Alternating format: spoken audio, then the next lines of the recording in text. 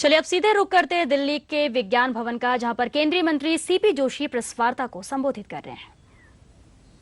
और प्लान है, दो इशू आपने मिक्सअप किए। एक मैंने ये मिक्सअप ने एक दूसरे से जुड़ा हुआ है।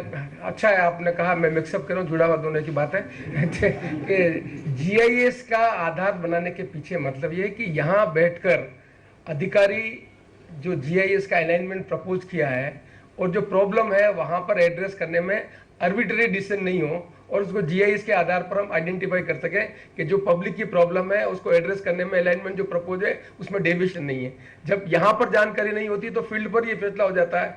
उसमें ऐसी जानकारी आती है कि जो इन्फ्लुएंसिव आदमी है वो अलाइनमेंट को टिल्ट करवा देता है और जो गरीब आदमी है उसकी जमीन पर एक अंतर आ जाता है। उसको एड्रेस करने के लिए हम सोच रहे हैं कि जीआईएस यदि हमारे पास उपलब्ध होगा तो अलाइनमेंट के संबंध में जो निर्णय लेंगे वो साइंटिफिक बेस पर होंगे, वो किसी पर आर्बिट्रेरी डिसीजन नहीं होंगे। This is the idea. So far the accident is concern, yes accident के देयर नंबर ऑफ रीजंस।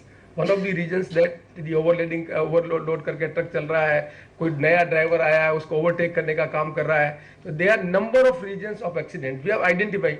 कहीं पर डिजाइन की फॉल्ट से तो नहीं है, क्या ड्राइवर की गलती से नहीं है।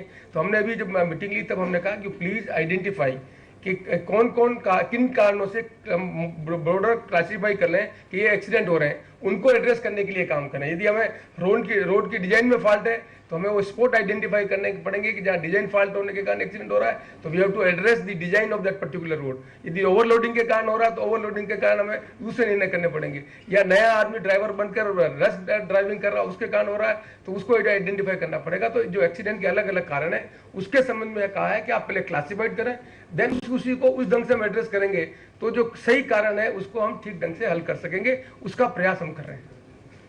Dr. Joshi, BRO, Border Road Organization, has left the Naxal-affected projects, Project Hirak and others, and they have moved back to their own positions.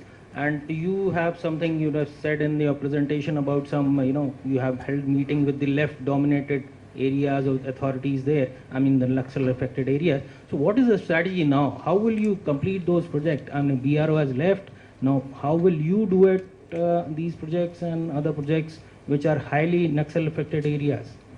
No, basically BRO भी एक हमारी एजेंसी है जो मिनिस्ट्री ऑफ होम अफेयर्स के द्वारा identify करके road construction का काम करती है। ये बात सही है कि कुछ जगह पर इस तरह की शिकायतें आ रही है जहां पर लॉ एंड ऑर्डर के कारण वो काम करने में असफल है। हम मोटे तौर पर 3 उस कैटेगरी में उसको आइडेंटिफाई कर रहे हैं कि कैसे इस इशू को एड्रेस करें।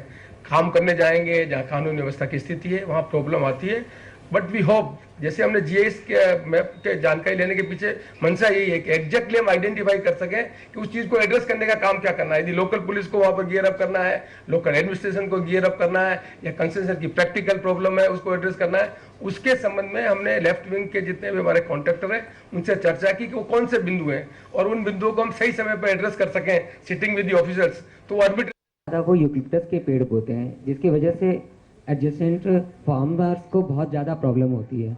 जब इस बारे में उनसे कम्युनिकेट करते हैं तो वन विभाग वालों का ये कहना होता है कि एनएचआई ही वहाँ पर यूकलिप्टस के पेड़ बोती है। इस बारे में थोड़ा सा सर समझ जाएं कि वो ग्रीनरी जो देते हैं वहाँ पर सड़क के दोनों तरफ में क्या योजना रहती है, क्या पॉलिसी बनाई जाती है।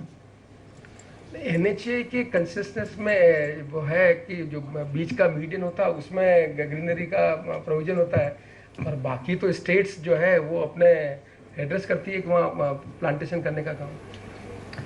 Last question, please. Yes.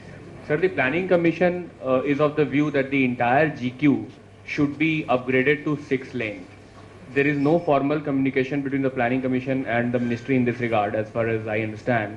But how do you take this? Would you go for an upgrade of GQ to 6 laning at one go, or would it depend on traffic? What's your view on this? What's the Ministry's view on this? The Cabinet had decided to have 6 lane, so we have to abide by the decision of the Cabinet. But naturally, when we go for 6 lane, the traffic senses will be into consideration. So both the things which you are saying, we are addressing it. Yes, we intend to have the 6 lane roads, GQ roads, and simultaneously we have to address the traffic also. So we are having these two information, and accordingly we will proceed. When will the 6 laning of GQ start? We said we intend to start it. We are collecting the information. If it is having more than 25,000 vehicles That figure we are collecting, and at moment we get the exact information, we'll proceed it because it is a cabinet decision. Okay, final question. Sir, I would like to ask about the progress of one of the major projects in Ranchi-Vijayawada corridor, which is affecting three Naxal-affected states, Odisha, Andhra Pradesh, and Jharkhand. The time and again, Odisha Chief Minister has consulted you, consulted the center.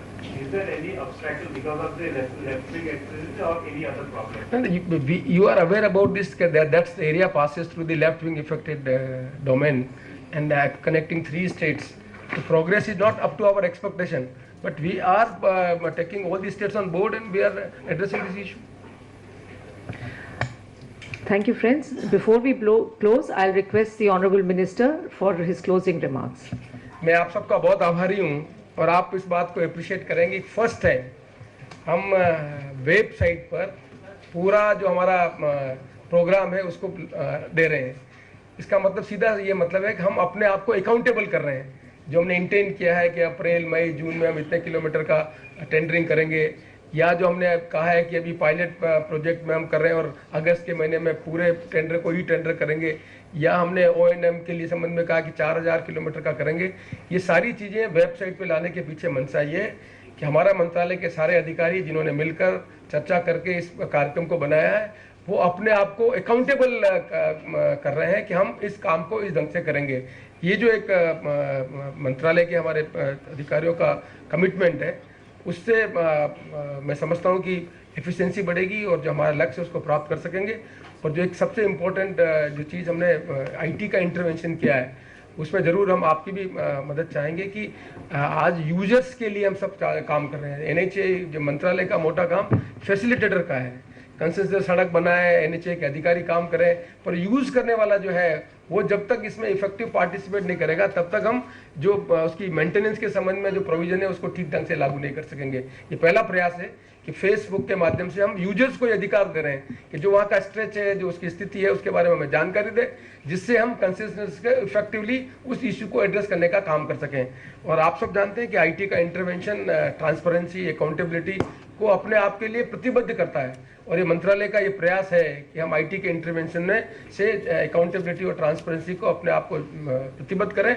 और जैसा हमारे प्रधानमंत्री जी के मन में कल्पना है कि जैसा हमने कहा है कि हम इस देश में क्वालिटी की रोड बनाना चाहते हैं, इस देश में NHA को हम बहुत बड़े अच्छे ढंग से कंस्ट्रक्ट करना चाहते हैं, जिससे इकोनॉमिक डेवलपमेंट हमारा कंट्री का तेज गति से हो सके।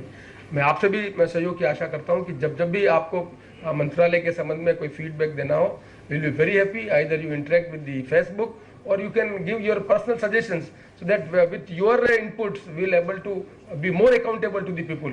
With these words I express my thanks to everyone. Thank you. चलिए आपकी भावना को आगे पहुंचाएंगे। Thank you very much. Please join.